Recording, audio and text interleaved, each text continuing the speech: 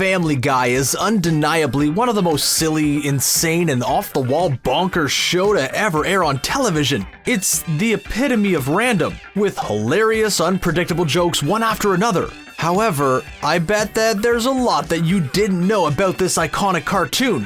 What are you talking about? Sure, you know that it brings in laughs, but how much do you know about the production side of things, or the cast involved, or even how it came to be? I'm with it. I'm hip. There's even some details about the show itself and the characters that you love that you probably didn't know. So strap in, because here are 10 amazing Family Guy facts that'll have you quoting Quagmire. I like where this is going. Giggity, giggity, giggity.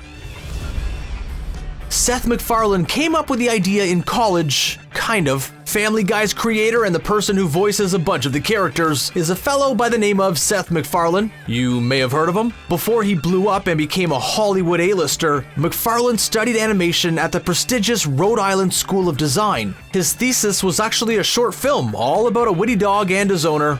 Sound familiar? The concept was such a good one that he was actually hired by Hanna-Barbera to produce it. That's actually why the show has so many cutaway spoofs that reference the Jetsons and the Flintstones. Oh my god, is that what we did back then? They were all originally part of the same parent company. Once Fox heard about it, they hired MacFarlane to give it a few tweaks and turned it into what we now know as Family Guy. Funny enough, Family Guy would go on to become the first animated show to be nominated for an Emmy and Outstanding Comedy Series since the Flintstones in 1961. I wonder if Seth MacFarlane had any inclination that his show would reach this level of notoriety while he was working on his thesis at the Rhode Island School of Design.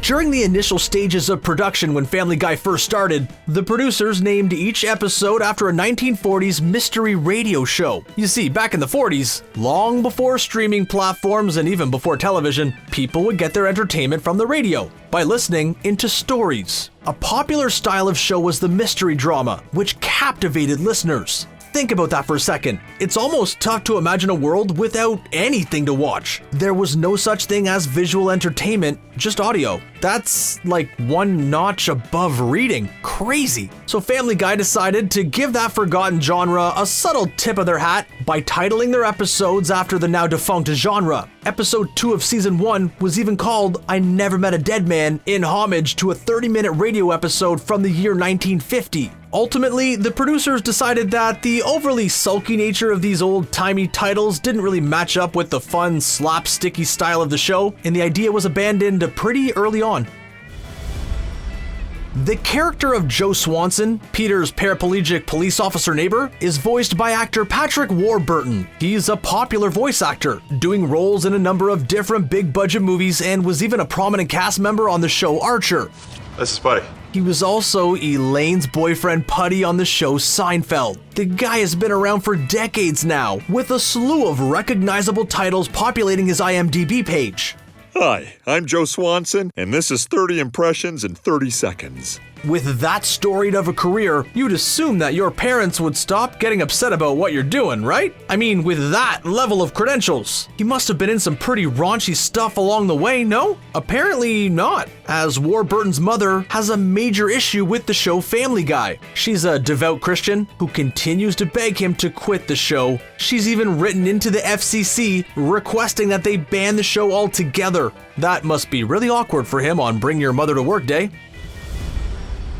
This has long been speculated about. Since the inception of the show, fans have wondered where the name Quahog comes from. After all, it's odd that they'd specify which state the show takes place in, Rhode Island, but opts to set the show in a fictional town. One theory is that the Quahog was the mascot of Seth MacFarlane's alma mater, the Rhode Island School of Design. I bet when you clicked this video, you had no idea that you were about to hear so much about the Rhode Island School of Design. Well, that's just not the case. The mascot of the Rhode Island School of Design is Scrody the Scrotum. Everyone knows that. It also makes perfect sense that the creator of a show like Family Guy would be a product of a university with a mascot named Scrody the Scrotum. The real reason they chose to call the town Quahog, which is another term for a common type of claim in the Northeast, isn't all that exciting. It's just that Quahogs are popular in Rhode Island, and they figured that it was a name that wouldn't offend anyone. That makes sense. But since when has Family Guy ever cared about not offending anyone?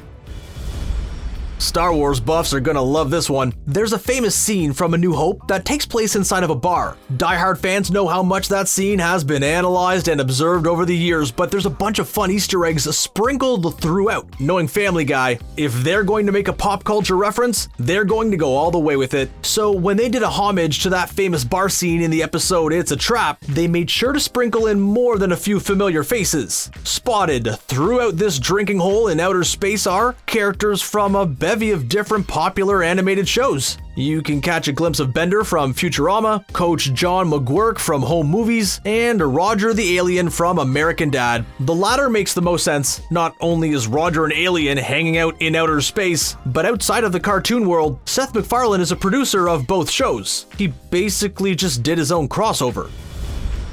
Did you know that there was almost a lot less Family Guy for us to enjoy? According to reports, it was the fringe network Adult Swim, which is owned by the Cartoon Network, that truly saved the day. For those unfamiliar with Adult Swim, it's where Cartoon Networks toss a bunch of its more experimental stuff. It isn't necessarily all cartoons either. They have a slew of different titles that you may have heard of, from Robot Chicken to Squidbillies to Tim and Eric. That's even the home of Rick and Morty, another massively successful cartoon. As the story goes, in the year 2002, Fox dropped Family Guy for the second time. This was believed to be the end of the run for the show, as its relationship with the network had fallen apart. That's when Adult Swim came knocking, who gave Family Guy a chance. After 2 years of steady viewership increases on Adult Swim, Fox decided that they'd take Family Guy back in 2004, and that's where it's resided ever since. I suppose Adult Swim are the only ones who didn't come out winners in this whole thing.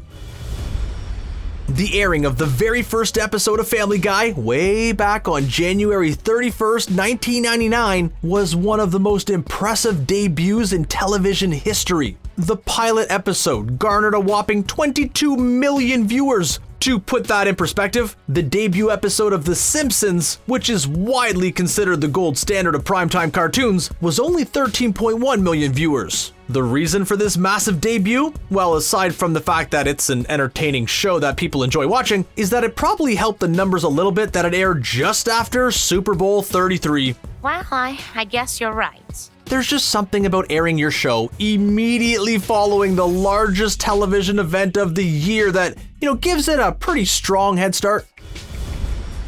The subject of Stewie's sexual orientation has often been debated. In other words, people want to know if Stewie is gay or not. It's long been hinted at, but they also never outright say it or reference it. There's been cutaway scenes where we see him dancing in a gay bar, and there's been some one-liners like, just do what you do with women, but with your buddy, Still, this was never confirmed or denied. After all, the character is just a baby, and subjects like sexuality might be a little premature. Then again, in an interview with Playboy, Seth MacFarlane finally gave an answer. When asked about Stewie's orientation, MacFarlane confirmed that yes, indeed, Stewie, the infant child, is gay.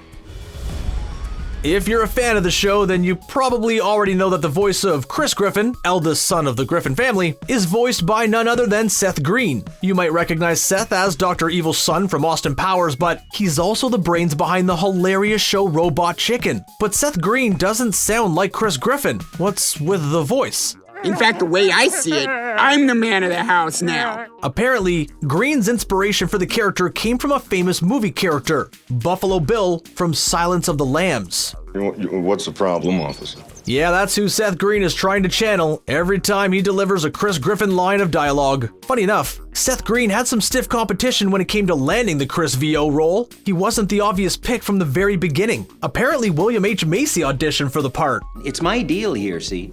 There's no information on why Green got it over Macy, but that surely would have made for a different kind of Chris Griffin. Okay, moving on.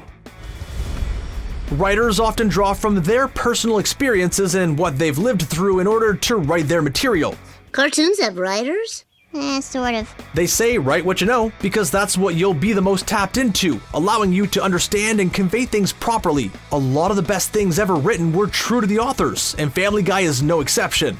You gonna fart in this airtight booth all night? It wasn't me. We're the only two people in here. When creating the characters for the show, Seth MacFarlane used people from his real life. Obviously, he's a representation of Brian the dog. As a matter of fact, McFarlane doesn't even change his voice whatsoever when doing the voice for Brian. They have similar attitudes and styles. One is just a cartoon dog. Brian's personality, though, is absolutely a representation of Seth. But what about Peter? There's no way that guy could be based on someone who's actually real, right? Well, apparently, there is a specific person who was the inspiration for Peter Griffin, from the personality right down to the accent.